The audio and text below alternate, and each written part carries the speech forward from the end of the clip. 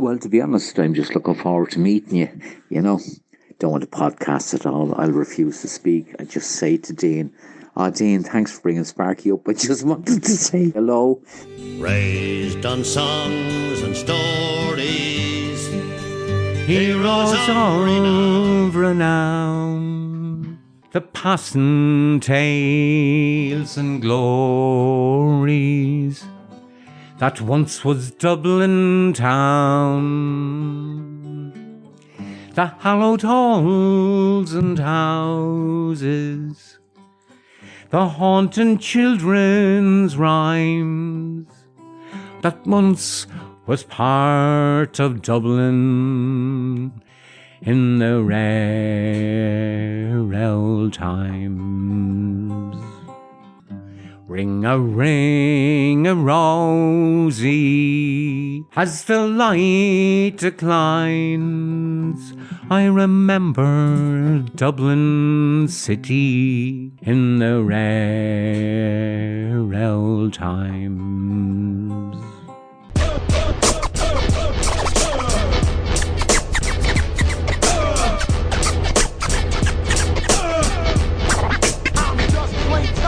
Here, fuck off, will you? Fresh, yeah? Shut the fuck up! Episode 22, the Fresh Batch podcast. Myself and Dean have driven a couple of hours down to my good friend, John Rooney. How are you, Ray? How are things? Myself and John are friends through recovery. We met online. Now it wasn't on any of the apps or anything like that now.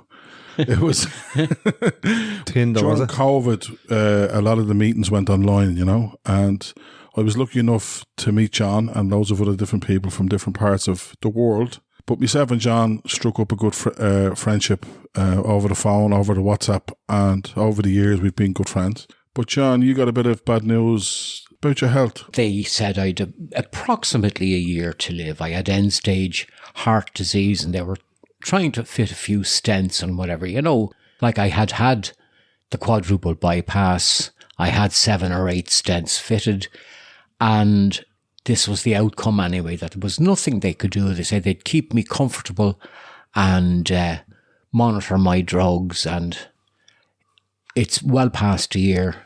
Yeah, the last time I was here was September That's last right. year, and you were bedridden then. But you're not bedridden today. I'm not for a while anyway. I'm in good form. You're in great form. I got a great lift when I heard yourself and Dean were coming down to do the podcast, and I thought, geez, this is great. I was even thinking about it last night. It's just now small little things that I've left that can give me a... Because I even noticed there when we were getting ready, you made a little video for the family on the WhatsApp group, you know? Yeah. And I always said to you that you had a great face for radio, but you've a great voice for radio. And I was always saying to you, in recovery, we have different things that we read out and stuff like that. And I was saying to John, you should record them because you have a great voice and they could go on YouTube, you know, for people that have difficulty reading or difficulty kind of retaining stuff, like, you know what I mean? And you have a great voice for that kind of stuff. You have a soft old voice. He has a soft voice, isn't he? It's half Dublin, half Mayo, isn't it, Dean? You see, I was born and reared in Coolock, but I'm 40 years here now in Mayo. Are you 40 years? Oh, God, I am, Ray, yeah. How this kind of came about was somebody sent me a clip of Joe Duffy, and I wouldn't normally listen to Joe Duffy now, and because I'd be in work at that time. He doesn't listen to you either. But they said that there was this guy talks about recovery, and I said, I better listen to this. Next thing, the Bell John was on the Joe Duffy, and it was a great interview. He really looked after you, you know. I thought, like, I'm always giving out about RTE, but Duffy was great that day. I thought he was great. He was spot on. He's a good broadcaster. I mean, I went on to talk about the fact that the water in our village here in Mulranny was poisoned, and it was a do not drink kind of notice they put out. But I wasn't told, and of course, I'm not that healthy, and I'd taken litres of water with dozens of tablets that morning. So I got on to Joe, but what the researchers do is they ask for your Facebook page, your life story. Could you send them the top of a bank statement with it. It's amazing. Just in case you come out as a fucking Exactly. a threat to their organisation. Exactly. And could we have your firstborn? So I says, fine, that's all right. I did all that. So Joe knew the life story and I wanted to talk about the water, and we duly spoke about poison water in the west of Ireland. And he said, yeah, water, yeah. Joe, terrible. Yeah. And you're in bed dying in the bed. So that was it. But you know what the thing was, And right? is it just yourself dying there, isn't it? But I thought what was miraculous was, I think the water wasn't, I think it was Lourdes water or something you got, because the last time I was here you were in bed. I came in here today and you're walking. So maybe you should try and get in touch with Irish Water and find out exactly what kind of poison water it was, because it might be good. Whatever it was, they should bottle it. I think they already have, Ray. Well, you were drinking litres of it anyway. But come here, you gave him gold dust. You gave a radio presenter gold dust. And even on the voice messages that you left Sparky, slagging me and him on the way down here, which we're going to use in the podcast as little, Of course we will. to bookend. Will you tell Dean there, Sparky, I think he might have taken a wrong turn, but mind you, that could have been feckin' decades ago. Your turn of phrase, your softness, your accent, your humour, your acceptance of it all. And my looks, Dean. Well, I wouldn't go that far. You're not a miracle worker.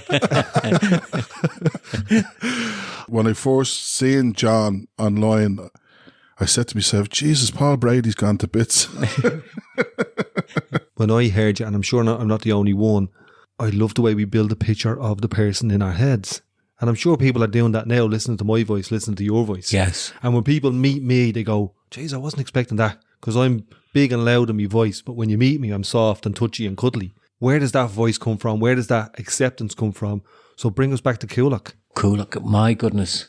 Well, I loved it. Now, it was a strange upbringing, because part of it, of course, was we all had to go to school, and I went to Sculwera and the Irish Christian Brothers, and it was horrific. They were very sad people. I don't hold any resentments or anything toward them now, but some were bad, a handful were good, and some were sadistic animals, So that was tough. It was a healthy mix. It was a healthy mix of madness. And a thing I thought was particularly cruel, we'll say, just to give you one example, on a Friday evening, they'd give you a 2-page Irish essay to learn by heart. And they'd start off on Monday morning in the class. There were 64 of us in the class. And the brother would stand up in front and he'd get everybody to start reciting. He'd go around the class and he'd keep that up until every single child in that class had missed one phrase or one sentence. And then a team of the brothers and lay teachers would come in and they'd leather us. So that's how one started each Monday morning.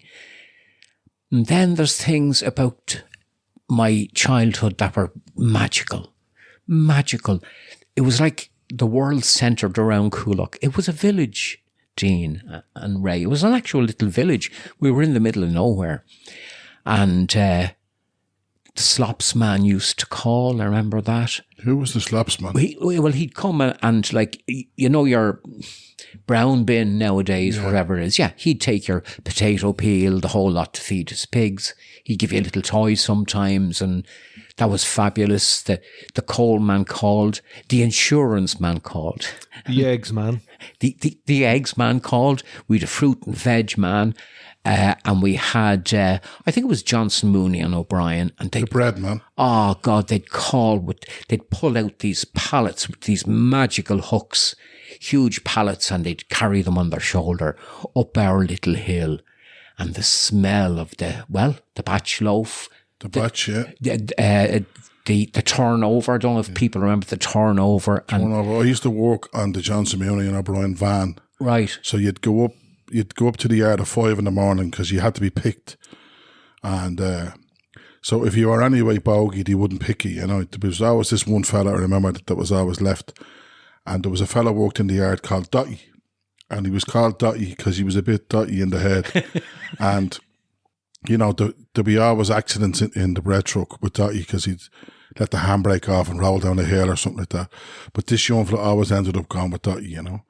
The one thing that we used to love doing was peeling off the side of the batch, you know, when nobody was looking. Gorgeous. You know, the fresh batch. And I'm not the one that was wrapped and sliced, the other one. And you'd peel off the side of that, or off the turnovers. Sparky's in recovery from the fresh batch. I'm in recovery from the cream cakes that they used to have. They used to, if there was fresh cream cakes left over at the end of the day. Now, I'm not like, there was donuts, but there was another one that was a long one that had cream in the middle. That's right, yeah. Eclair, was it? No, it was like an eclair. But Same shape as an eclair. Same shape as an eclair. So it was like a donut, like a French stick, like now, you know, and it was cut in the middle, and then cream in the middle and jam on There's top of people that. at home Now, creaming their knickers. Now with listen, the right, the texture of the pastry was kind of bumpy. Like, I don't know what way it was baked, but I can still, like, you know one of them cakes that you open your mouth when it's 6 inches away. I was just like, I remember They were opening my gorgeous. mouth. My ma was holding a sausage on a fork, and I was that hungry when she put it up. I opened my mouth, and this stuff came out my mouth like I was salivating, but it jumped towards it. Yeah. We grew up in similar. I grew up in Ballymun, and it was like, as you were saying, the insurance man, the eggs man, and we were in, as Sparky's mate would say, we were in the community. Yeah. You know what I mean? Yeah. And we were steeped in the community. Absolutely. As were we, because I remember Dana Rosemary Scallon winning the Eurovision. The song was written by a printer. My dad was in the print trade. All the family had ink in their veins. And the night that she won the Eurovision, our whole road were out, jumping up and down, clapping, applauding, just not knowing what to do with their emotions. Ireland, little tiny Ireland in 1970 or whatever, was the centre of the world. And Coolock was the centre of Ireland. It was the most magical night. I'll never forget that. There were some great community times. Do you know what, Dean? There's a little story I have in my head. Cadbury's factory was across the road from us, and Tato, and an industrial estate was built up there. And every Friday evening, the women who worked in Cadbury's, it was exclusively women.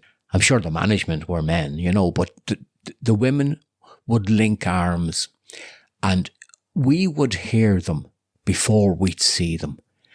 And the joy in the voices, they'd be walking over the hill, and just before we get a glimpse of them, we'd hear, Una paloma blanca, I'm like a bird in the sky. And it was glorious, and it filled the air, and across they came in lines after lines after lines, going back home to eat more or wherever. And they would all stop at my mum would always be ready for them, and they'd stop at the gate and they'd say, how are you, love? And give, they'd sell the broken chocolate. My mum's favourite was the fries. She was safe with that because she knew it was the only one we wouldn't rob. It was dark chocolate, Ray, with this gorgeous white stuff in the middle of it. And we'd get a little thing of broken chocolate. And sometimes when my mum couldn't afford it, I'd still stand at the gate, chancing my arm. You'd probably get a free bar. Yeah. I absolutely did. There was never one, those ladies never passed by without giving me the little. So that kind of community, that was gorgeous. I remember when you were talking there, John, about the community days. So you'd have races.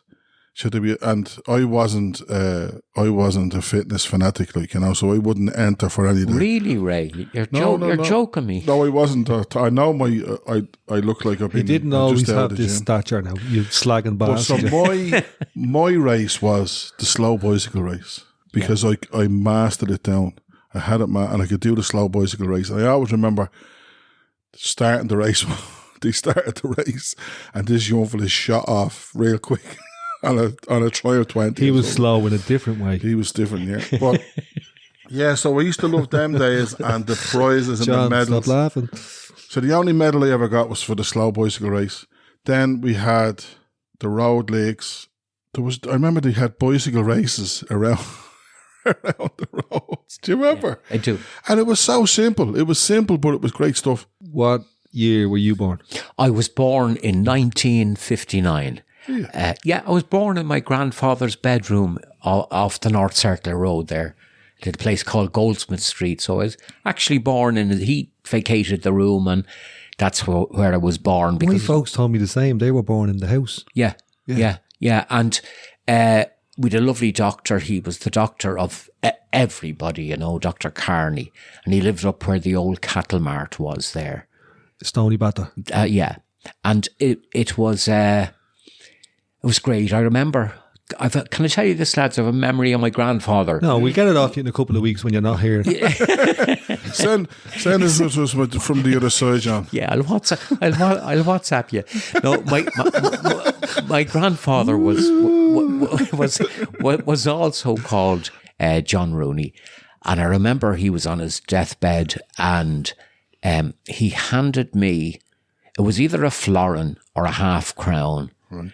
And like even the size and the weight of it, I felt like a millionaire. And I went to the local sweet shop at the corner of Berkeley Road, and you could get an ice cream. They'd open a block of ice cream, and they had this little metal grill they'd put on it, so you could have a 2p, a 4p, a 6p. Do you know what I mean? Yeah. And I think I got a 6p, which was a big ice cream wafer. And I got a 6p and a 2p, and I ate the 2p before I got back to Granny's house, so she wouldn't, you know what I mean? And then I was licking the 6p going in. Is that where you got the phrase, get your halfpenny bit? I don't know. Your threepenny bit. Your threepenny bit. That's what it was. I remember there was an ice cream van. There was 2 ice cream vans came on the road, right? And one had cheap ice cream. Yeah. When it was horrible.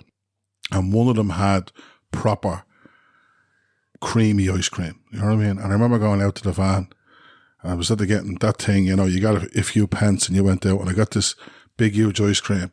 And when I turned away from the van, it fell off the top. And the dog was delighted with itself, And I turned and looked at the woman, and she said to me, I'll do you another one. I think it was the first time I'd ever experienced that. Somebody, that there was a sense of fair play or something like that. No, I don't really tend to look back, but I went to see David Gray the other night, and he was 30 years. God, is he 30 years 30 now? 30 years gone, yeah. And it was the first album and the second album, and he'd done them chronologically, right? And he had the same band with him. He had Ewan McCall's son, Neely, and he had Clown, the drummer, who was a head case. Listening to songs and all that kind of stuff brings you back. I think, brings you really back emotionally and, spiritually even to a certain time. You know what I mean? Yeah. It's very evocative. Extremely evocative. They say smell is actually one of the biggest triggers of memories, right? But I think song, you hear people thinking they hear a song and they go right back to a disco or something they went to, or go back to Uma Paloma Blanca, you know what I mean? You hear that and it brings you back. Uma Paloma Blanca. I'm like a bird in the sky. Get the guitar now. You've music in your veins though, Ray. I mean, it is a huge part of your life. I was blessed. Always has been. I was blessed because me ma's side of the family were musical. My dad's side of the family were gamblers. My ma's brothers played accordions and all that kind of stuff. So I was into that, and I joined the Artane band, and I was into music, and I kind of listened. But my granny had a gramophone upstairs, and I used to go up and play Roy Orbison on it, Gorgeous. Pretty Woman. And do you know what song I loved? Rock Around the Clock. When you think of Bill Haley and all that, he was an old guy. Like when that was out in the 50s, he was an older guy. Yeah. I loved the beat and I loved all that kind of stuff. And then what happened was when I went into first year in Plunkett's, the first person I hung around with was a fella called Bernard Brady, and he was a punk, and he gave me a Sex Pistols single And that was it. I was hooked into the punk music then, you know. Fabulous. So North Circular, the one you were born in. Who gaff was that? That was John and Mary Rooney's house, and my grandparents and my parents and myself lived with them for a few years. House is still there. Jeez, they're lovely houses. They're gorgeous. But and my granny lived. My mother's mother and father lived in a place called Palmerston Place, opposite the bus depot in Broadstone there. And they lived in a massive big house, and I think it was divided into about 4 families. They were like the old tenements. Yeah, they were like the old tenements, yeah, but they were in good nick, you know what I mean? They had been done up by the corporation and all this, but there was only one toilet, and that was at the back, right down at the back of a long, narrow garden, you know what I mean? It would be very scary going out there at night. And there was a man of Jewish faith. Though I wonder, am I able to say the following, because it was meant in good.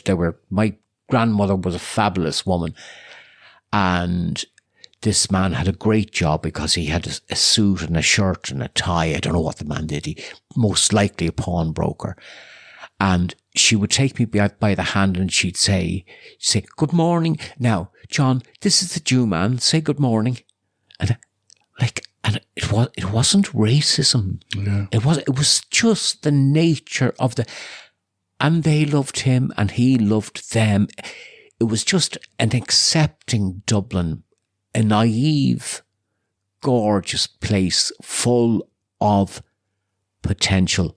And then where I lived turned into, it was sad, you know. It was just concrete and a green and yeah. But anyway, they were very, very different days. My mother and father met. Their first date was at the Black Church, which is right halfway between Berkeley Road and Broadstone bus depot. Right, yeah. Yeah, it is indeed. Before they had that date, they met on stage. My dad was a pirate king or something in Gilbert and Sullivan's operetta. I think it's the Pirates of Penzance. And my mum was one of the little maids kidnapped by him, and they started this romance. And they'd write in, just with a pen and a paper, if people remember, and post each other letters. And my mum and dad sang in harmony. I remember that. And their harmonies were fabulous, because every weekend in our house there was a hoolie, there was music, it was non-stop. Christmas was a month, you know what I mean? And I'd sit on the stairs and I'd listen to my uncle, and you'd swear you were listening to Frank Sinatra, and I'd listen to these fabulous, it was the sing-song. If there was a pub, it was the sing-song. No matter where you went, it was the sing-song. It's barred everywhere now, Ray. There's a great video. Party 'cause I love you. That's, my God, Uncle Gussie. That's what I remember. Every song finished with, "Should I love you." There's a great video of a pub in Moore Street from the 70s or the 80s or whatever. The women singing. And the women are singing, but they sway. They sway together, I remember being in that pub with me ma. That was the women's pub. But they had food on as well. We'd go in there and they had like a coddle on or something like that as well in that That's pub. amazing, because we couldn't, they invented or whatever, there was no such thing as food in any pub. And they came out especially with the pub crisps, because I remember many Sunday afternoons sitting in the car park with a pub. That's all they get. In the car, with pub crisps, And a bottle of red lemonade. And a bottle of lemonade, and that's all they get. They'll be out in an hour or two. But we won't be 2 minutes now, love, that's we'll right. Drive home gargled. Absolutely. I remember being in Clare at the Lookout. That's where my man and dad, that's their spot. That's where if we went out on a drive or not, that's where we'd end up at some stage. And I remember we were sent out the bottle of lemonade and the crisps and all that kind of stuff. But we just started wandering. We just wandered all around them hills and all that. We'll have a little adventure while they're slaughtering points. And then my dad used to bring us up golfing when he went golfing on a Saturday or a Sunday up to Deer Park, and he'd go off and play 18 holes.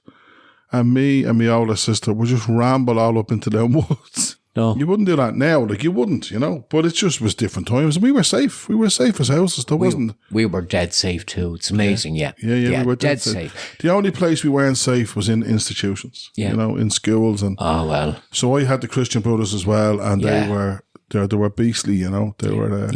And I often think about them now with forgiveness. Mary mentioned on the Joe Duffy thing, Hopono Ono. Yeah, that's it. Yes. And it's, I'm sorry. Please forgive me.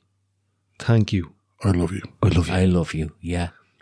We can do the other stuff. We can do the resentment and the baggage and the fucking, the cancerous other stuff. And it is cancerous. I did it for 40 years because I just couldn't find it in my heart to forgive somebody who had, you know, robbed me of a childhood, essentially, apart from all those lovely little stories and, you know, how good things could be at times. And I spoke to Ray. Ray spoke to me.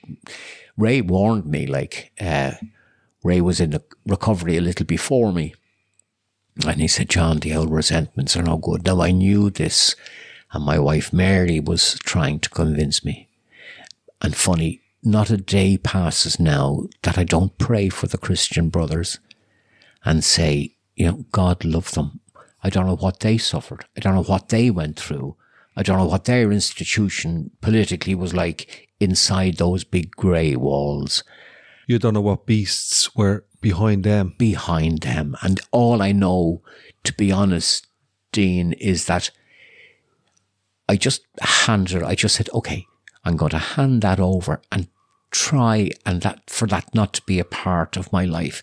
Because I told her that, you know, at parties rather, and mentioned it to everybody all my life. I kind of fueled it.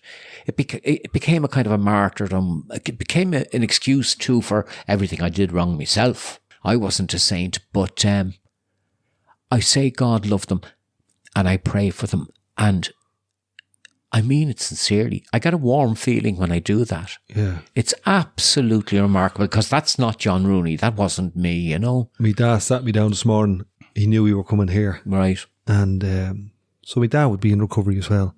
And he started talking to me about his dad. Yeah. And at a certain point, through meetings, through recovery, he went, oh, okay, I see. And I can forgive, and I can let it go, and I can see it from where he might have been.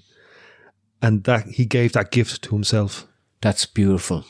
I often think, well, obviously, because I would be, I suppose, close enough to death.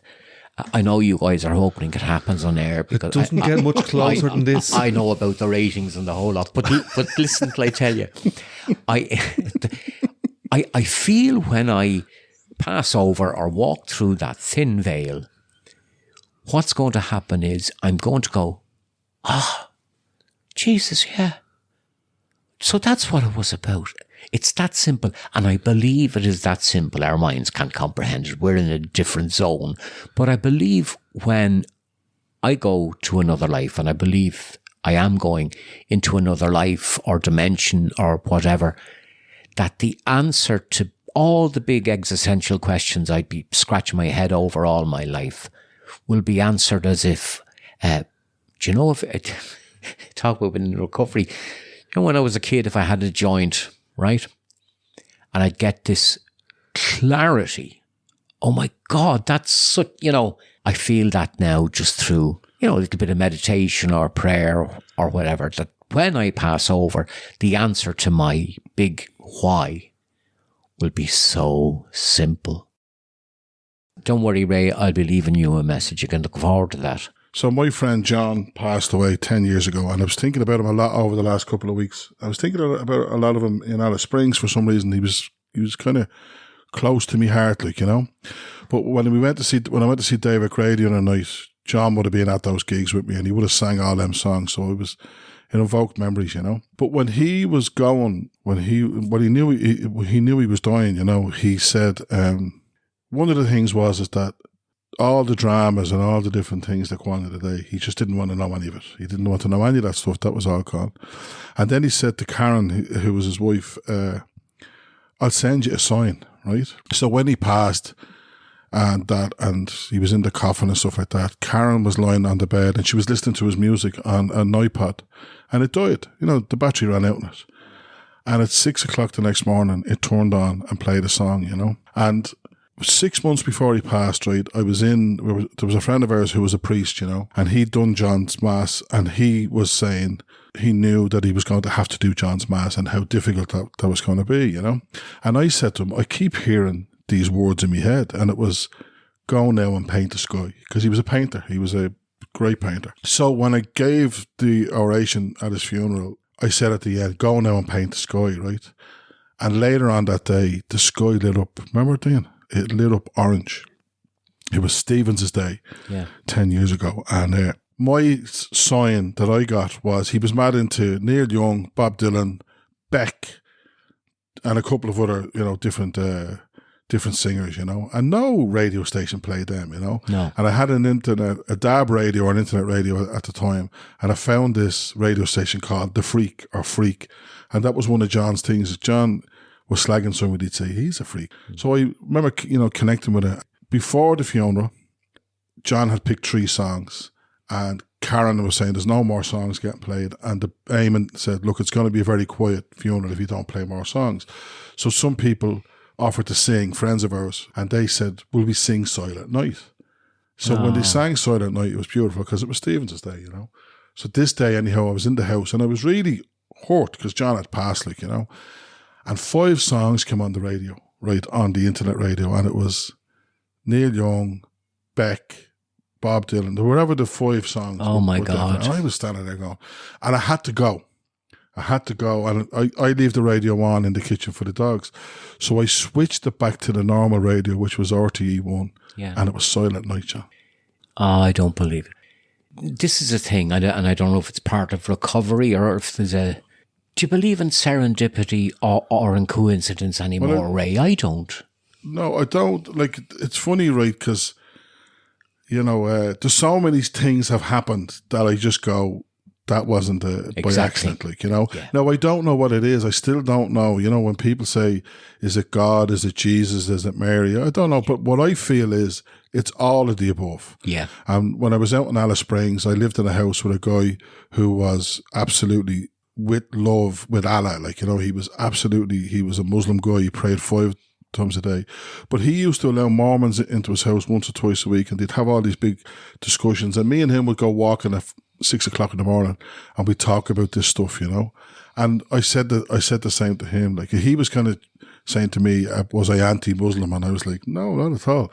Because what I feel is that it's all of that and more. You know what I mean? Absolutely. And it's just something that I can't understand what it is. I don't think anybody can. I think we've tried all the times we've been on the earth to try and understand it. And John said when Eamon said to John one day, where are you going, John? You know? And he says, where do you think you're going? And he had a son that passed.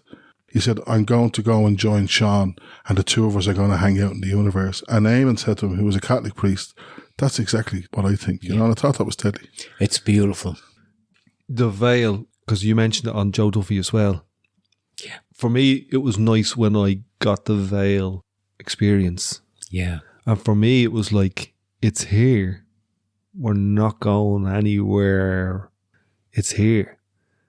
And the veil is just the understanding of that you pull it back. And it's kind of a dimensional thing, as you said. Absolutely. It's parallel almost. Yeah, it's right here. It's right now. There's only right here and right now. There isn't another time or another place. It's here. And Sparky kind of said some stuff to me last year. It's like tuning just to a different frequency, a different radio station. Yeah. We're on Lyric FM. Yeah. And that other place is Spin or 98 FM. They're all happening at once. Absolutely. Absolutely. It's all energy. Energy never dies. That's right. And as you say, it's the veil for me is closer. And I actually have, you know, seen and heard things in, you know, semi-consciousness or whatever, not truly in sleep.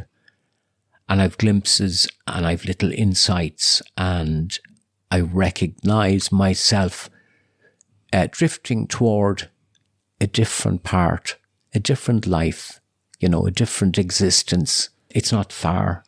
And perhaps it is among us. And just to go back to Ray's thing, what I think, Dean, is like we've 16,000 religions and the only thing they all have in common is theirs is the one true God, etc. And there is just the one God. And I don't mean this in any Holy Roman Catholic and Apostolic way. I don't mean this in any religious way. We're all we have, guys. It's myself and Dean and Ray today now, and my wife out in the kitchen, Mary, doing a bit of baking. That's all there is. And I see God in people, in nature, and it's powerful.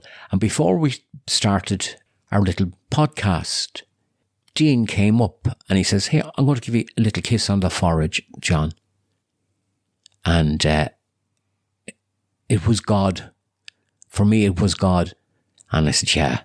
And I relaxed and I just thought, it's that simple. We are all part of a jigsaw, in my humble opinion. And when you die or pass or go walk through that veil, you know, that piece of the jigsaw is put in, and eventually, we will all be part of the kingdom. I don't know what it is. And I'm sure she's like a beautiful woman or a terrific Muslim man, or, you know, or not an entity at all. Or a bosom. Absolutely. It doesn't, like, I keep saying to people, I've no fear. What could I possibly fear? Like losing a body that has had cancer and was riddled with disease, went through all you could think of, and now my heart is beating, or whatever it is, at 20, it's operating at 24%. My mouth isn't, obviously. Your dirty mind is working overtime. I'm just saying that, Dean, before Ray says it, you know. Fill in the blanks. Is that a euphemism? It is a mystery, and it's a glorious mystery. And it's not anything for... I know I'm not God, and that is all I know. I know there's a power greater than myself, and I understand it's benevolent, because... What's benevolent mean? Just really good. Yeah, okay. Inherently decent, because, you know, because of Sparky's hug this morning, or you giving me a kiss, or Mary coming in and sitting on the side of the bed and saying, "How do you feel, love?" Whatever. Well, that's God, you know. It's beautiful. That's how I know God exists. We were in a garage earlier on, and a girl smiled at us. But it was God. Yeah. And then a fella walked past us. Yeah. And all I see now in everything. Yeah. And it's not just the good stuff, it's all the other stuff as well. Absolutely. I see the grace of it all the time. That's incredible. That grace, that's a gift. That's incredible. I often say to people, like, nothing good can ever die anyway. And if Sparky walked in, when he came to visit me the last time, like I was in tears when he left. That was understandable. But if I smile at somebody, you know, oh Jesus, sorry, I didn't actually mean that smile. If you just kind of get that back, nothing good ever dies. And it just builds up the kingdom. I know this man is a good reader. I can't remember the book, or maybe it's the big book, Ray.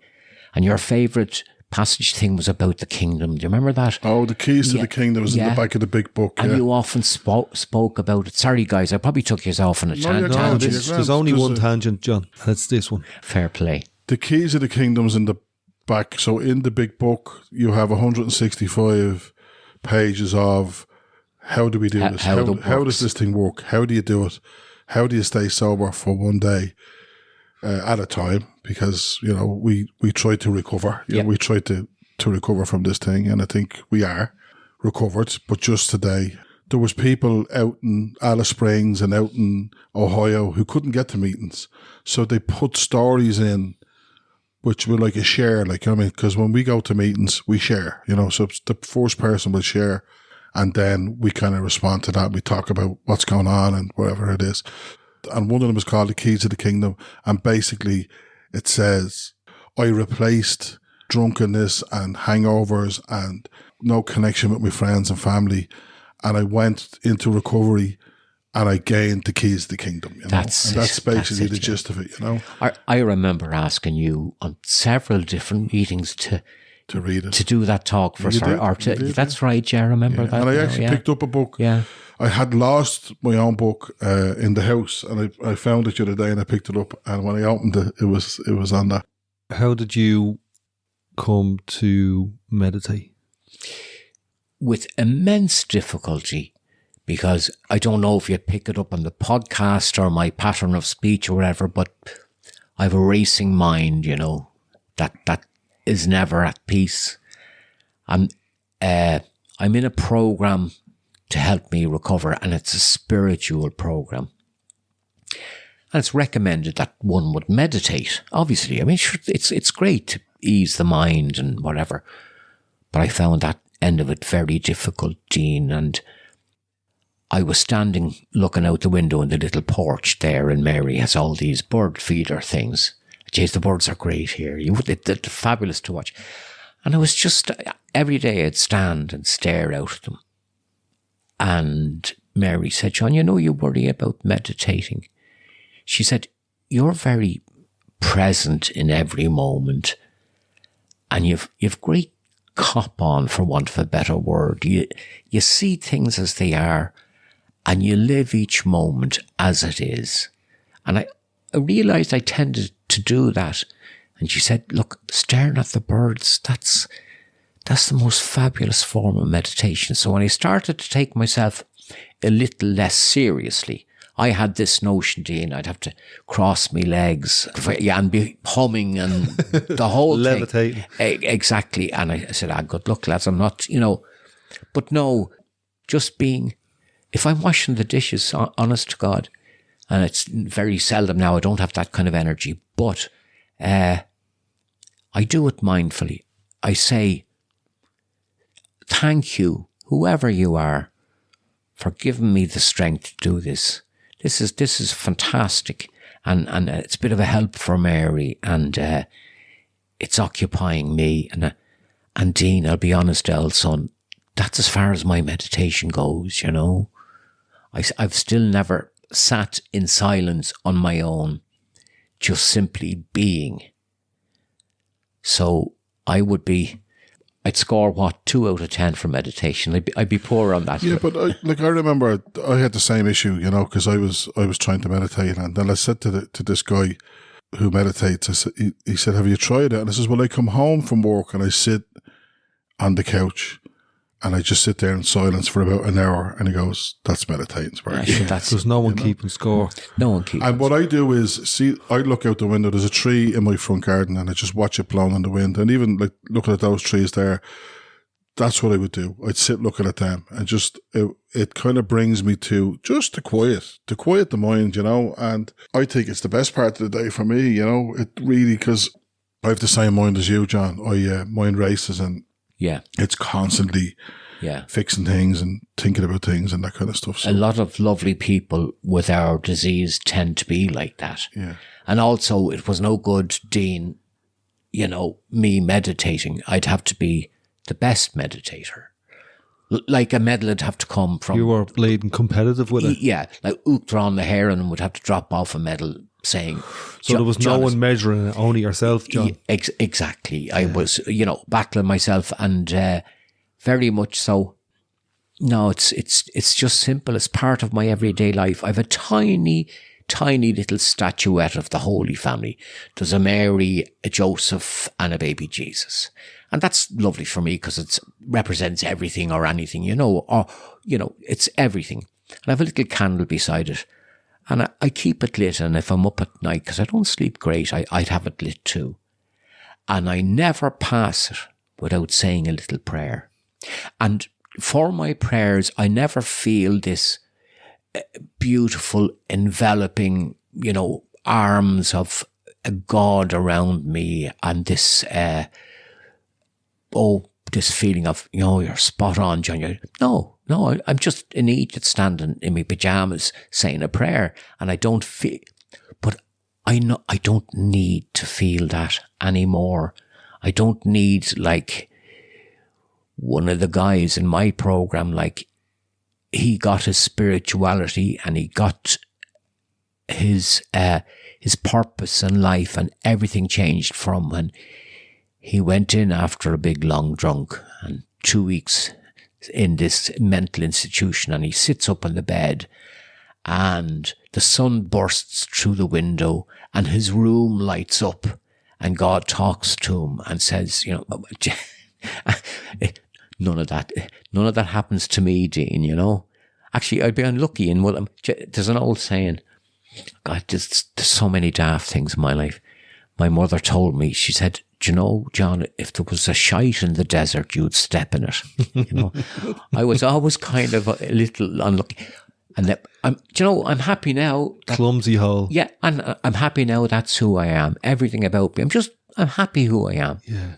And when I had the time to be quiet in Alice Springs, I just leaned into myself, you know, and I was just happy enough. And I kind of found, and I was saying this to my parents yesterday, you know, what I learned out there was in the quiet was I'm all right. You know, I'm okay. I don't have to be in Ballymun. I don't have to be in Dublin. I don't have to be in Alice Springs. I can be anywhere and be okay. And I remember standing on a platform in Sydney with a mate of mine, who's a great mate of mine. And that struck me really, really, you know, heavy, that I can be anywhere. I could be anywhere and just be who I am, you know. And I remember leaving Australia and heading for the plane, you know, and I was on a bus, had out, you know, the way we have all these great plans. I'm going to get the train, I'm going to get down here, and this is going to happen, and that's going to happen.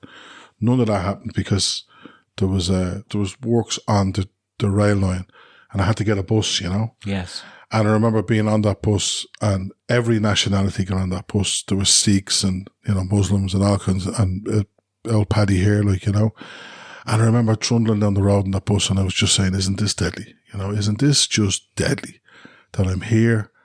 And then, you know, then I was on a plane for 14 hours, and I nearly went, there was a crying child beside me, you know, and you're on that flight. And I just said, but the one thing that I was thinking all the time was, isn't this great? Isn't this savage just being here? Not everybody gets to get on a plane. Not everybody gets to go and see Alice Springs or the Sydney Opera House. And I went up and put my hand on the Sydney Opera House just to know that it was there, like, you know what I mean? And just to, you know, and it was savage, you know, it was savage. I remember standing looking at the bridge. I don't know what the bridge is called in Sydney Harbour. And Sydney Harbour Bridge. Is that what it's called? Yeah. I said, I've never, ever thought I would ever stand here.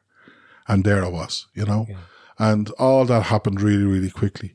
So I don't know what's ahead, John. You know, you don't know what's ahead. You know, you're talking about a veil and going into it. You don't know. And isn't that powerful that we don't know what's ahead? Absolutely. But what you said there about the Sydney and obviously that was something momentous and big in your life. But what you said prior to that about sitting on the bus or sitting on the plane and being able to be with yourself and accept who you are is incredible. That attitude of gratitude, which I got from my wife, by the way, because, you know, I was a moany old fuck. Sorry. You can curse as much as you fucking want. Okay, I'm not saying the curse.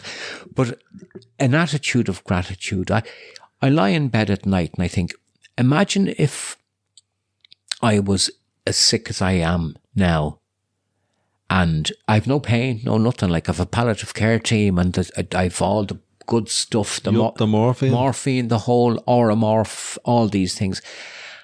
Imagine if I had even a bad cold, you know how you're shivery and it's horrid, and I was in a camp in Palestine somewhere or something. And it's not for comparison, it's just, I find it impossible not to be grateful. I find that impossible. Now, it's a pissy old day in Mayo, right out on the west coast of Ireland. It's still gorgeous. And it is. And you guys are half a kilometre from the broad Atlantic Ocean, as they say. And just, you're here now in the little living room and the three of us are having a chat. And I don't know why, and I don't know how, and it evolved, but I know it was meant to happen. And I feel about my God situation now that before I was formed in my mother's womb, my God knew my name and called me by name, and there was a plan. And of course, I didn't give a fuck about any plan. I got on with John Rooney, living his own life the way he wanted to, you know. But eventually, lads, I ran out of steam and energy. I had to give up. I had to stop and say, look, if there's something else out there, have a go. I gave it a good shot, you know, and I made the balls of it.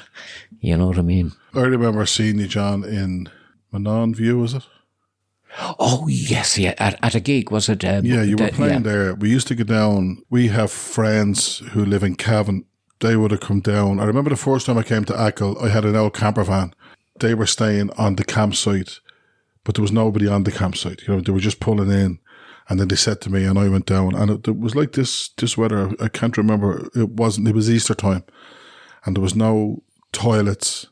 The public toilets weren't even open. And if we wanted to go up for a number 2, you had to buy a coffee in the coffee shop. So the code for the price of a coffee was $2.57. So we'd say to each other, "I'm just going up for a $2.57." Ah, God, right? yeah. And that was the first time I was in Achill. And then we came down a couple of times, and you were playing. The Liffey Man, was it? The Liffey Man, that's right, You were yeah. playing in the Manon View, and there was 3 sisters. Oh, and they were mad for republicanism. Yeah. There wasn't a shelf in the pub or a space on the wall that didn't have a picture of Bobby Sands or Jerry Adams or something like that. And I went up, and I was a Sinn Féin councillor at the time, and Sheena, she said to your woman, "He's a Sinn Féin councillor, you know." And your woman just gave me a wink, and then I thought she was putting a shamrock on the top of the On your on the point. point. True But it was balaclava. IRA. That was the Minon was a fabulous place, and those, see, their mother would have been from Ballycroy, a real staunch Republican. The whole family, and she wore, if you noticed, a huge big Sam Brown belt when she was serving. And the 3 pumps outside the petrol pumps were green, white, and orange. Green, white, and gold. That's right, yeah. But you were in the middle of it then, belting out the tunes. I was, yeah, and I'm a man of great integrity, you know, integrity, like at a, Self-proclaimed, like. yeah, absolutely. So I was singing all the Wolf Town songs, That's right. anything they wanted. I loved American folk and the whole lot, and I said, no, I'll give this well, you know. And the special branch then would, I used to play a lot of different gigs in different places, but the special branch would turn up at every one of my gigs, and you had to finish on time. And the other pubs in Achill, they'd go on to Dean till like 3 or 4 in the morning, you know. I've been in a few of them. Yeah.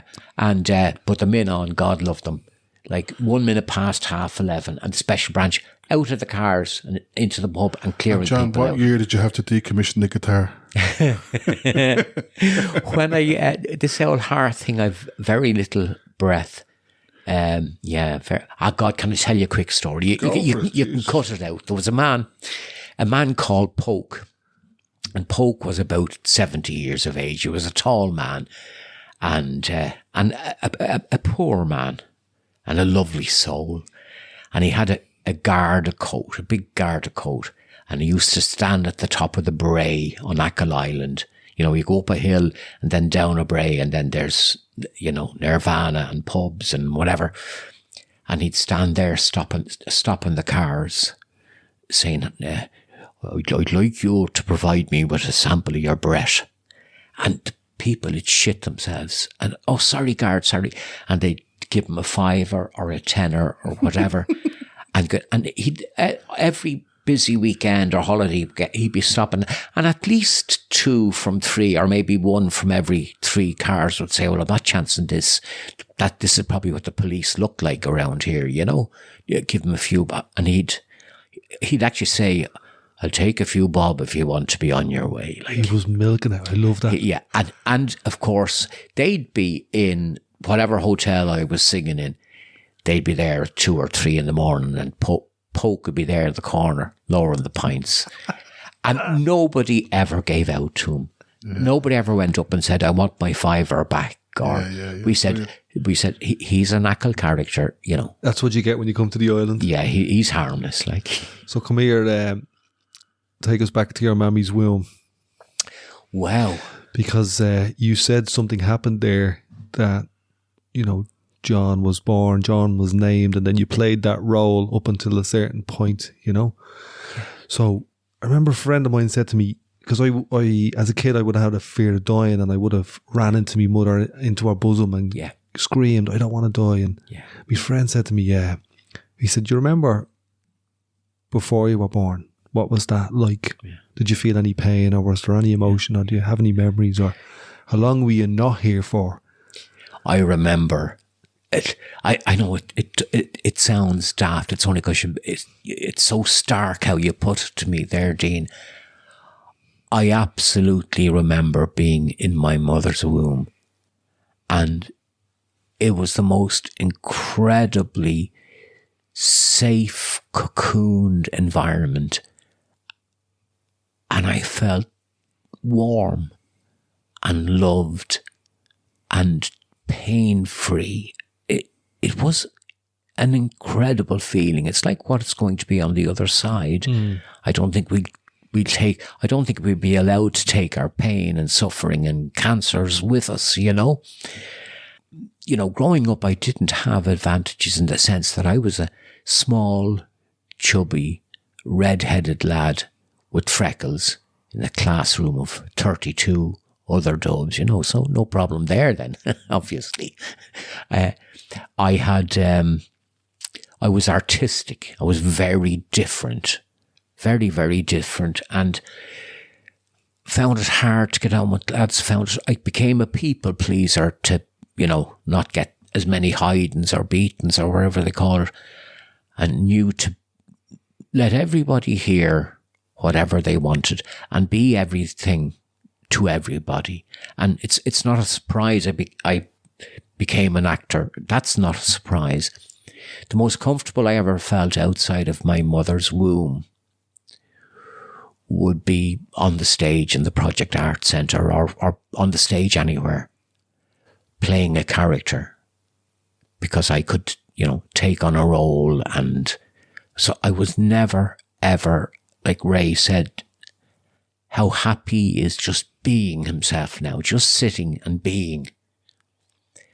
I never had that. I lived my life, all my life, for other people, so that I'd be called good, or I wouldn't be slagged, or I wouldn't be beaten, or I wouldn't be bullied, or whatever. It sounds kind of pathetic, but it wasn't even all that bad. You assume the role and you do it, you know? I was watching the Robin Williams documentary last night on Sky Documentaries, and then straight after was George Carlin, and they had lives, they had parents, they had alcoholism, they had all types of stuff, and they assume the roles, and we all assume the roles. We all play, we all build on that initial burst from our mother's womb, and we play that role, and we find out who we are, and we make the mistakes, and there's ups and downs, and then we get to a place. We get to that place which you're in. Yeah, but I would be what you would colloquially call a gobshite. Like, I mean, it took Show me someone who isn't. Yeah, but God, it took me so long, Dean. You know, I became such a fabulous chameleon. Nobody knew who or what I was, and it didn't matter if I went into a room of angels or devils. They all loved me after 5 minutes. Are you with me? You have to thank the mad fucking chameleon fucker. Yeah. Because he's brought you through the bottle to this room now. To this very place at this very moment, where I am exceedingly happy. I have zero fear. Now, I was afraid of the postman. I was afraid of going into busy supermarkets, or like I'd break out into a cold sweat to have to do anything different, or, you know, and I was talk about being an actor or a musician, a performer. I I'd be shitting myself. I've no fear today. You know, and so, but John, you're like poor old Joe Duffy. Dying, yeah, in the bed, yeah. I have no... What will you miss there now? Yeah, what will you miss? yeah, I won't miss nothing. Yeah, because I'm here right now. Yeah. And when I'm not here right now, I'll be somewhere else here right now. I'll be somewhere else. And so for a person like me, having lived the life I've lived, to have no fear, when I was consumed, that's all I had. I was consumed by it. It's a miracle. Now, I don't know what a miracle, you know, again, I don't want this to be a religious thing whatsoever. This is an everything. This is an absolutely everything. You know what I mean? Like our concept of our God.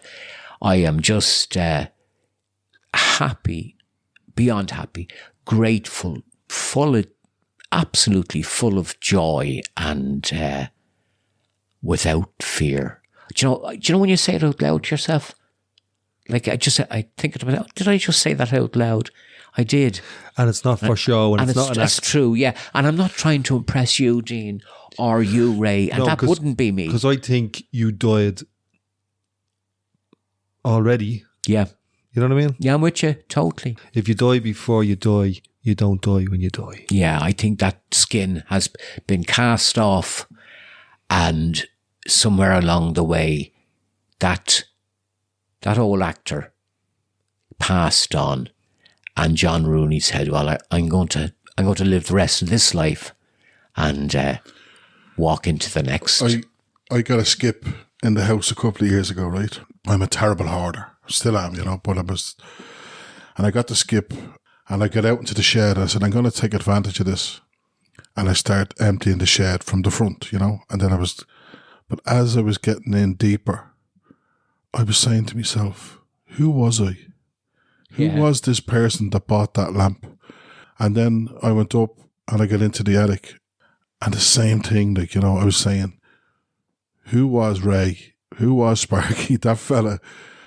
And even when I went to see David Gray the other night, and I was thinking of the fears I had, what kind of a gobshite was I at 35 years of age, you know? And I thought at 35 years of age, I was some kind of fucking genius, you know? I thought I was some kind of... Absolutely. You know, like I thought before I came into recovery, I was the soundest person that ever lived. And it was only in the quietness of recovery. Myself and Dan had a live podcast, you know? None of my friends came to the podcast, and none of my family came to the podcast, you know? And I was like... fuck you, like, you know, that's what I was thinking, you know. Dana put huge amount of work into advertising and that. But my sister Jennifer did her 100th park run. She said to me the day before, will you come up, you know? And everything in me was saying, no. No, I'm not going to your gig. I'm not going to your thing. Yeah. Your gig, I was doing an important thing last night, and you never turned up, you scaldy So bastard. But that didn't happen to me, because... that's that 35-year-old gobshite. Right. I did turn up, and I was able to give her a hug and have a cup of tea and head off. That's recovery. In a nutshell. I think it says in the second step, it says we'll be restored to sanity. And I was like, I remember coming in, you know, and I was like, I'm not insane, you know. And it doesn't say insane. It says restored to sanity. And sanity for me is on a Tuesday night putting the bins out. You know, feeding the dogs on time, bringing them for their walk, and then turning up for the 100 park run. I just want to be without people. When I do turn up, it's joyous. When I do turn up to Mayo to do this, I wasn't looking forward to the journey, but the journey with Dean today was amazing. And the stuff, the depths of conversation that we went into, and the depths of our sense of humour is dark. Yes. And we were laughing about things, you know. And the joy is in the journey, John. You know, the joy is in the journey. And, you know, so, you know, you were saying, oh, well, I'm at the end. But you mightn't be at the end. This might be the beginning. That's what John Duffy says in his thing, you know. This is not the end. This is only the beginning. I had that fear that you were talking about, Dean. I don't want to die. I had a terrible fear of dying. Yeah. Don't really have it now, you know. We were talking about when we were overtaking a tractor, you know, and you see a car coming over the hill and you go, fuck, right? But isn't there something beautiful in that as well? Yeah. You know, in that where you're alive, you know, and you get ahead and you know, the airbags aren't popping off, you know. Life is great. I have peace of mind. And I don't have it every day. There's days I'm snappy and I'm sure my family, like if you want to know how I'm doing, ask me family. Most of the time I don't know. But when I have peace of mind, it's lovely. You know, it's nice. We had peace of mind coming down the car today. Yeah. I had peace of mind here today. Beautiful. It's lovely. It's a gorgeous thing, you know. It's great having that awareness when I'm not great, you know, like, because Christmas time is a dark time for me, you know, and I don't know why it is. I didn't, you know, when I grew up as a child, like you were talking about, we were filled with presents and all that kind of stuff. Yeah. I had aunts and a granny that bought us presents as well, you know, and we had a great old time. But there's a darkness in me around Christmas time for whatever reason, and I've got great acceptance around it now that when it comes, it comes. And a mate of mine said to me that he hadn't heard from me, you know, and I was talking about the darkness. But here's the thing, I know about it. I know it's there. The black dog, the darkness. Yeah. I know about it. I know it's there. And when I'm in the middle of it, I can go, right. And what I do in that is I light a fire in the house. I listen to music and I try and do a bit of meditation. And I always say to myself, this too shall pass. This will pass. And this too will pass. Yeah. And it's all grist for the mill. The ups and the downs, the bastard priests, the evil people, the love, the bosom. Yeah. It's all part of it. After you were born in that room in North Circular and you had your man, your dad, and you got the bleeding ice cream and then something else happened. You were probably an altar boy or probably studying to be a priest and all. I was for a few years, yeah. Well, I was a late vocation then, but I was 21 years old and they usually went in about 17, you know, it took about 7 years. You got your minor orders first and then your major orders. So I would have been ordained by the Roman Church. I would have been ordained a lector and an acolyte. Basically, all that means is a lector is a reader. So on the lectern. Exactly, that's it. And I could, if there wasn't a priest present or whatever, I could preach on the gospel. And then being an acolyte, I could take communion to the sick, but of course, they say all that, but they never, ever let you do it until you're fully ordained because, you know, it dilutes their power. You might embarrass them. Yeah. Or you might, you could make a balls of it. You know, it might come out that you were a bit, you know. So, yeah. See, you're like an acolyte now because Achill's only down the road. Achill is around the corner. I'm married to a woman from the island. They are very much, genuinely, guys, they're a different breed. They are a completely different people. You even see it in the older photographs. The strength and resilience, like, because they lived through the worst times of the genocide, of the famine and all that kind of thing. They had nothing, only themselves, and they had to persevere. So there's a hardness about them. But you know the way, Dean, you think, well, they're so used to tourists and they're happy clappy and, you know, all this kind of stuff. They are and they aren't. They are after a fashion, but they have a hardness and you have to kind of scrape away a little bit of a layer. And when they get to know you, that's fine, you know. But first and foremost, they look out for themselves and their own. Isn't that amazing to think in the 21st century? It's just, even on a tiny island like Ireland, there is a difference between Dubs and Islanders and Northerners, you know, and people from the Golden Vale. I know we're all similar, but it's beautiful to see that, you know, that mix. It really is gorgeous. Like, I know I was a mixed up kid, but I wasn't religious, but I loved the idea of helping people. And I really hope that doesn't come across as ego. In my heart, I had a burning desire to help people. If I could do it, and I thought maybe the road of the priesthood would be the way to do it, even from a young age. Now, I played I played hurling and football for St. Vincent's. They were a Dublin team. They were down, in the old days, they were right down in Raheny, right? And in my bag, in my hurling bag, my kit bag, I would walk those couple of miles through Eden Moor, and I'd have my tap shoes for Billy Barry's School of Dancing. Lovely, yeah. You know the way people ask you, Dean, right, if you could have 3 or 4 people around and you're having dinner, who are you going to have? You know, Nelson Mandela, Elizabeth Taylor, you know, this kind of thing. I'd have Jesus. My hero was Jesus. I just thought, like, this guy, this dark-skinned guy with hair down to his shoulders, walking around in sandals, daring to upset the establishment, you know. I could feel that if I had a dinner party now and I could have anybody at it, I'd have Jesus at it and have the crack. Jesus, I might be seeing him soon enough. But Tell him we were asking for him. So your childhood was mainly Coolock? Oh, absolutely, yeah. I moved out to Coolock. I'm guessing 3.5, you know what I mean? When we left Granny's house. I'd say 3.5, yeah. There was such a buzz. I remember the first man on our road to get her car was Tom Ellis. Tom worked for the ESB and he had a bubble car. It had 3 wheels. It had 2 wheels at the front and 1 wheel at the back. And to get into the car, there was a bubble on the front and the whole front of the car opened out. A Henkel. It's a German car. A German car. So my dad had a Fiat 500. Yeah. And somebody gave it to him and it was tiny. And I learned to drive it actually. He said it was great because he used to go up the side of the traffic. It was so small, you know. Well, 14 or 15, I remember my dad had a Honda 50 at that stage. And driving through Coolock village, I'd always be on the front of the bike anyway, you know what I mean?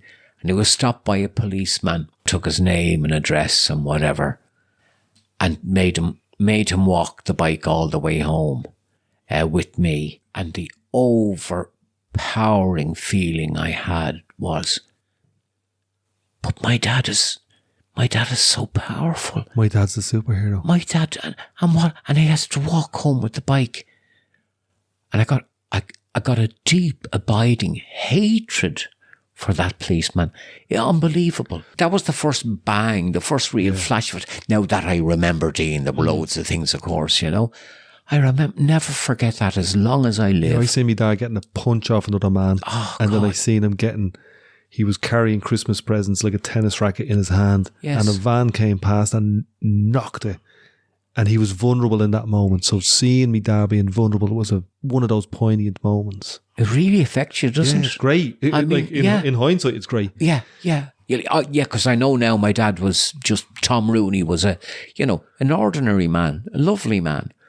But when, for the first time in your life, you realise your dad isn't like God Almighty, the superhero, like you said, Dean, that was a killer.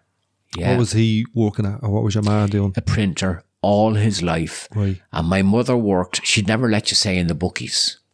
She said, no, I work in a turf accountants. Oh, yeah, I remember the name over the door. Do you? So there was a place in Artane there called PJ Kilmartin's. They were the bookies. And she used to work for the bookies. And my dad was a printer.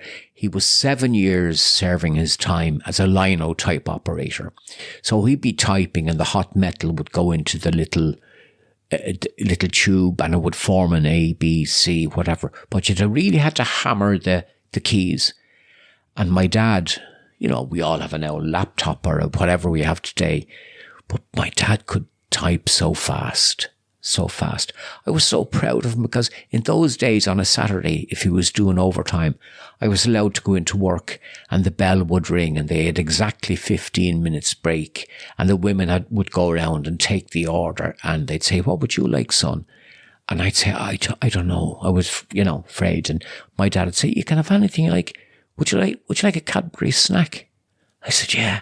And they all had like tin mugs. They all had their own mug. The linotype department, the typesetters. Where was this, John? In Belvedere Place, John F. Newman and Son, bookbinders and printers. Yeah. I'd say the smells were... Look. And we were talking about paper, the ink, the glues. Yeah, and upstairs at the bookbinding, the leather. Yeah. And the whole lot. And there was a great smell off paper, Dean. It was gorgeous because they had big guillotines, programmatic guillotines even then. And they go zzz, the smell would come from that. Smell of the stock paper. Yeah, absolutely. And so that's what Mum and Dad did. That's what they were doing. And then we got our first car, and my father made a mistake. He announced it first. He said, wait till I tell you guys, I have something to tell you. We're getting a car. And we'd only just got a television. Now, we weren't poor or anything like that. Like printing was great. I'm just saying nobody had Mr. Ellis had a bubble car. And we were so excited. I was dreaming about like a Zephyr or, something, a brand new. And because I used to love seeing those on Z cars on the telly. And we heard this yoke clunking down the fucking road. a Morris Minor, a second, third, fourth hand Morris Minor, KZD99. I'll never forget it. That was the reg. He said, come on, we'll get in the car. And I was saying, you're having a laugh. I'm not, people will see us.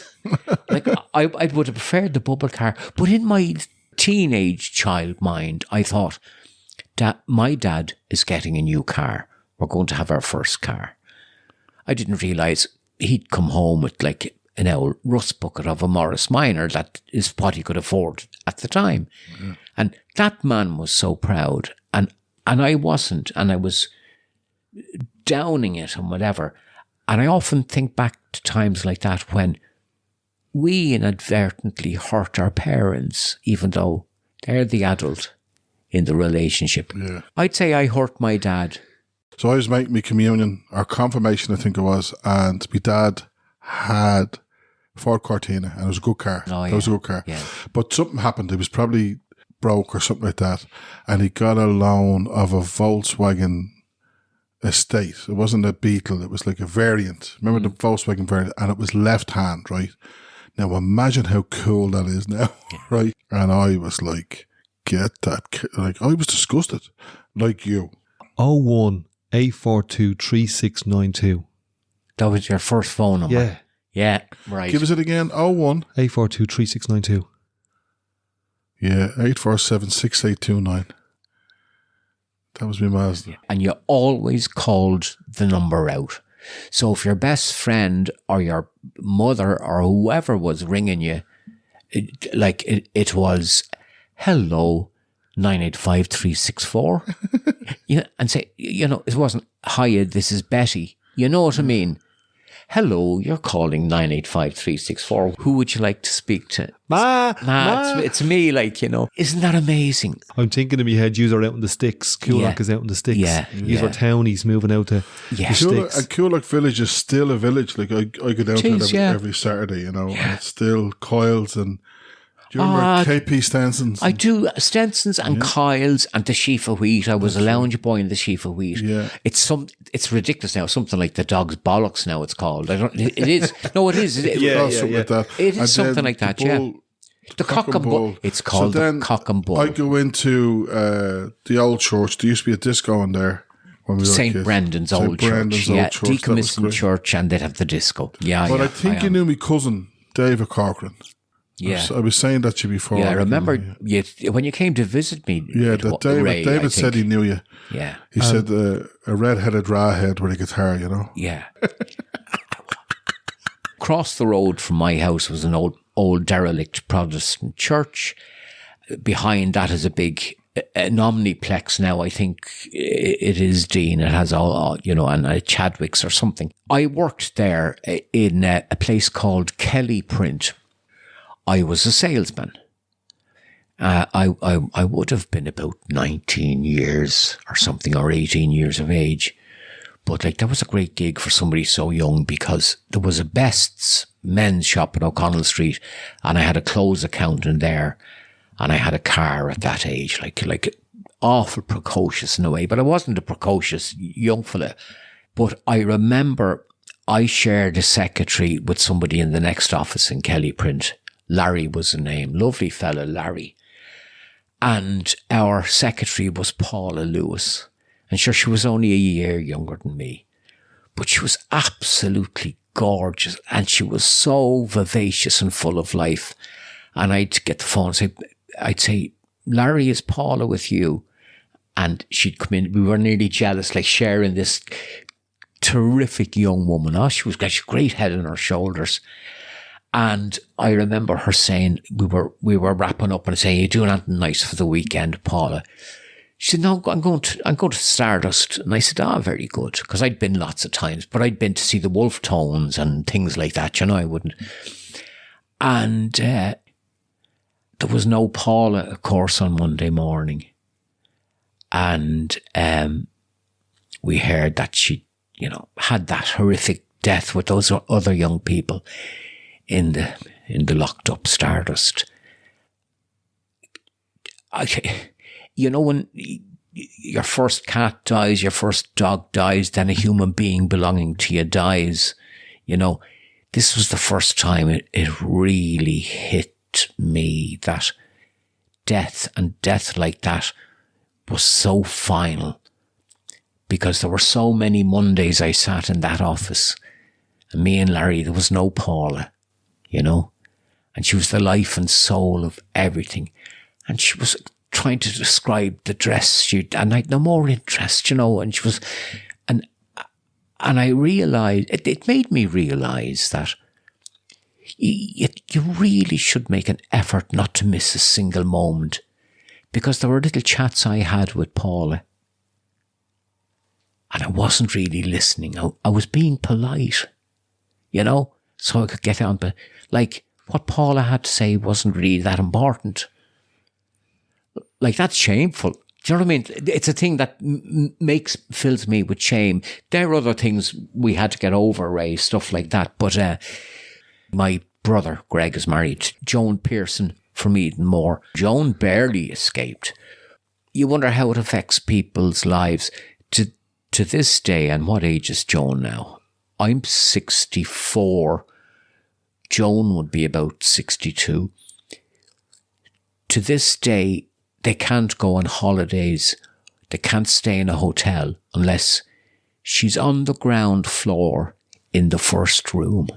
She cannot go into a lift. It's so difficult for them to have a holiday anywhere because they have to be on the ground floor of this room. She will only sit with her back to the wall. She can never sit, among people. And she's a sane, beautiful, highly intelligent woman with no addiction issues, no mental issues, but her life is completely scarred to this day.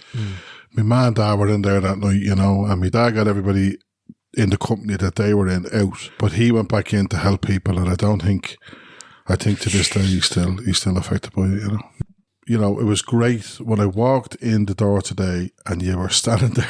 It was one of the best. It was one of the finest moments that's to great. see you standing there, because I was expecting you to be still bedridden and you're not, which is great. Thank you for the welcome.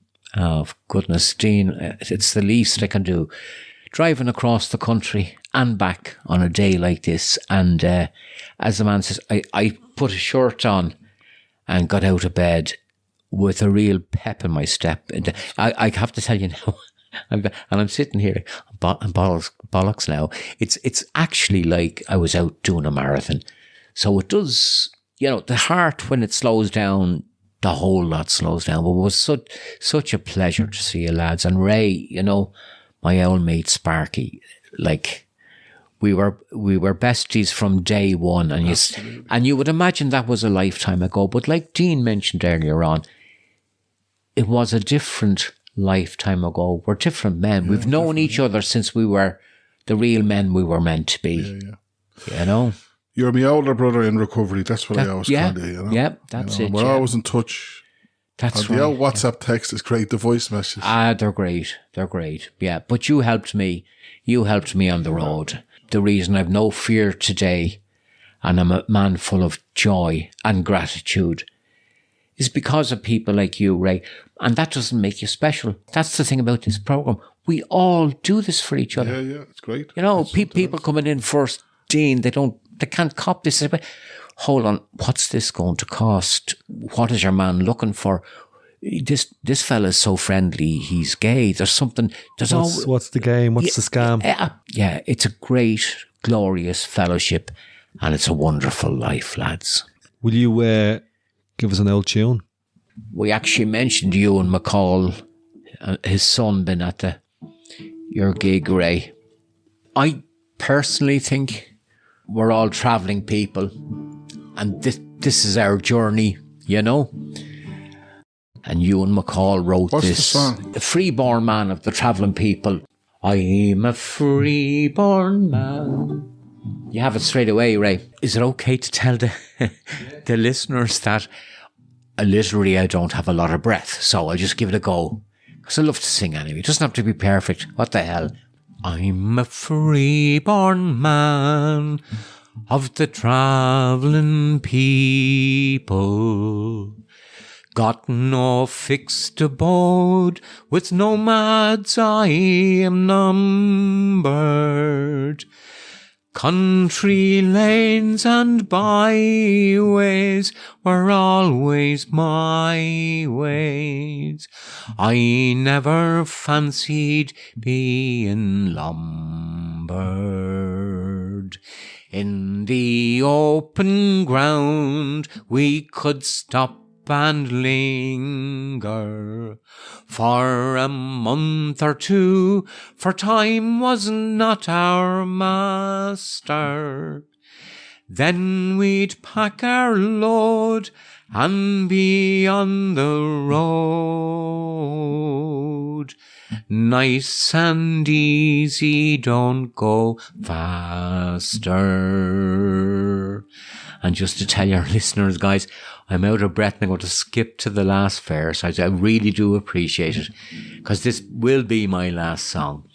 All you freeborn men of the travelling people, every tinker, rolling stone, and gypsy rover, winds of change are blowing, old ways are going. My travelling days will soon be over. Sinead. Thank you, John. Sorry, it got me at the end. You know, when it's kind of like... Give us a kiss. You're a gas man, Dean. You're a gas man. Love you, brother. Love you too, pal. Love you too, Ray. Thanks, Sparky. No, thank you for that. That was amazing.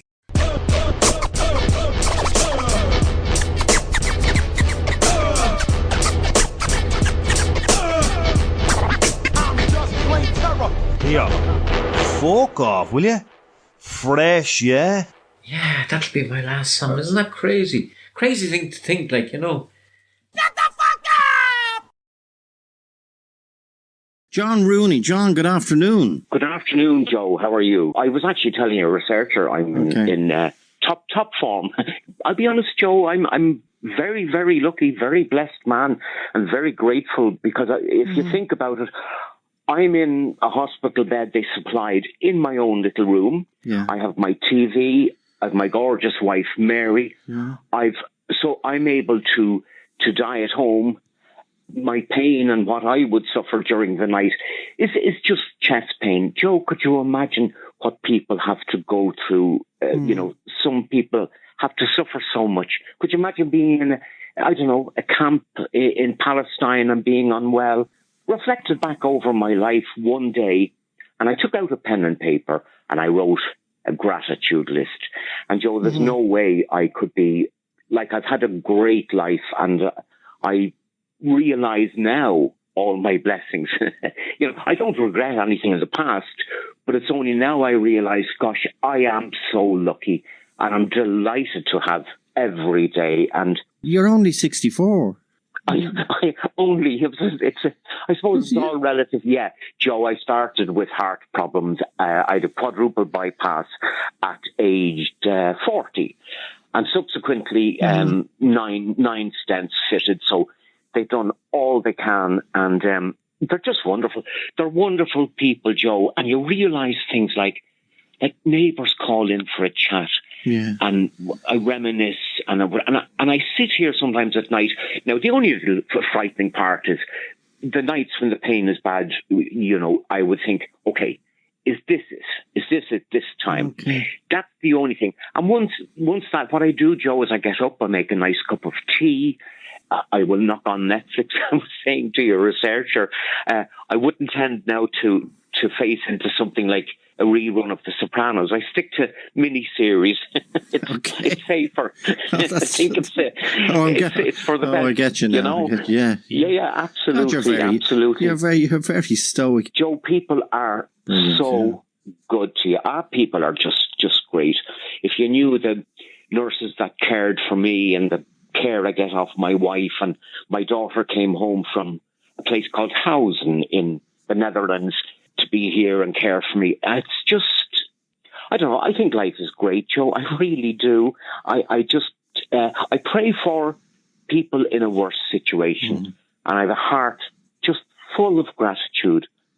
It's hard to explain. A lot of levity and a lot of joy in this house, Joe. And I actually got embarrassed that I was still alive at Christmas because a year had passed. And, you know, when lovely people come in and visit and say, oh, God, sorry, John, about that. And you'd get a knock on the door and say, oh, Jeez, Mary, tell them I'm gone, love. When you're in this situation, you just seem to see the goodness in people. Oh, it's startling. I mean, that's where I don't know who he or she is. I don't know who God is, but it's just so benevolent and beautiful. And I see it in people. Yeah. People are amazing, Joe. And you know the way the world is now. And it's in a terrible state. Who said that? Sean O'Casey, I think. And where do you think you'll go when you eventually pass, which we all will? Joe, I think we pass through a very thin veil into another dimension where there is something massive and benevolent and loving. I think when I die, Joe, my first thing when I die will be, oh God, yeah, is that what it was all about? You know, the answer to all these big existential questions will be, oh my God, it's that simple. And how are you, God? And he'd probably say, oh, look, sorry for all the shit I put you through. but come in, you're welcome. Well, I am hoping for that, Joe. I just realise I'm blessed. I'm blessed by other people's and an a beautiful outside force. I just see love in people. And sometimes at night I'd have a few tears. And that's the typical man, Joe, because it's, I don't mind dying, but like, is it going to hurt? You know what I mean? Kind of a man's reaction.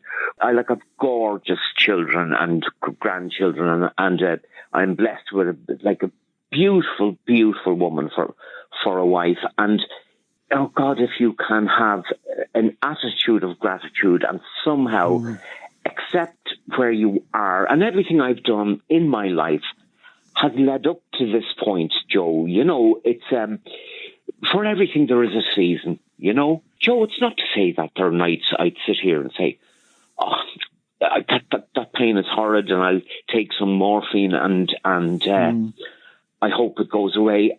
And sometimes I sit on the side of the bed and I say, look, it could be tonight. And, you know, that it can be a little disconcerting, but not fear, Joe. There's no great fear there, and that's genuine. What I'll miss most, and it's daft because I'll be in another realm or I'll be in heaven, whatever. What I'll miss most is Mary, like my wife. Yeah. We're 40 years married, Joe. She encapsulates she is the essence of love, really. And for everybody out there in any kind of pain or discomfort or worry or fear, Mary and I will pray for you and enjoy. Oh, what a beautiful morning from Oklahoma. Thank you, Joe. Thank you, John. You're a legend. Oh, what a beautiful morning.